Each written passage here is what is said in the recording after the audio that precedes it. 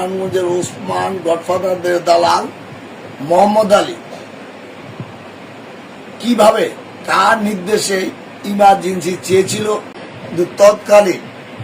যিনি এফডিএসির ভারপ্রাপ্ত সভাপতি দায়িত্ব নিয়ে তৎকালীন ইমার্জেন্সি ঘোষণা দাবি জানিয়েছে এবং 2- ফর্মুলার সাথে ফর্মুলার ষড়যন্ত্রের সাথে সরাসরি জড়িত সে মোহাম্মদ আলী কেন গ্রেপ্তার হচ্ছে না। আমি বর্তমান মাননীয় প্রধান জনতা তারেক রহমান ও মাননীয় স্বরাষ্ট্র মন্ত্রী এবং বাংলাদেশের 300 জাতীয় সংসদ সদস্যের কাছে আমি দাবি জানাচ্ছি, যেহেতু এই ইমার্জেন্সি ঘোষণার দাবিদার তথাকথিত মুক্তিযুদ্ধ এবং ফ্যাসিস্ট আওয়ামী লীগের দালাল ও নারায়ণগঞ্জের ওসমান গডফাদারদের দালাল মোহাম্মদ আলী কিভাবে কার নির্দেশে ইমার্জেন্সি চেয়েছিল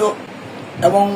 111 ফর্মুলার সাথে জড়িত ছিল, তাকে অনতিবিলম্বে আমি গ্রেপ্তার করার জোর দাবি জানাচ্ছি। তাকে গ্রেপ্তার করে অনতিবিলম্বে সে কার নির্দেশে ইমার্জেন্সি চেয়েছিল এবং 111 সময় 2- ফর্মুলার সাথে জড়িত হয়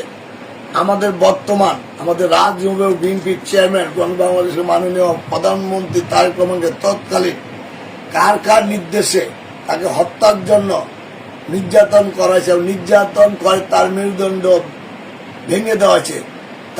তাকে গ্রেপ্তার করে রিমান্ডে নিয়ে জিজ্ঞাসাবাদ করে বের করা প্রয়োজন।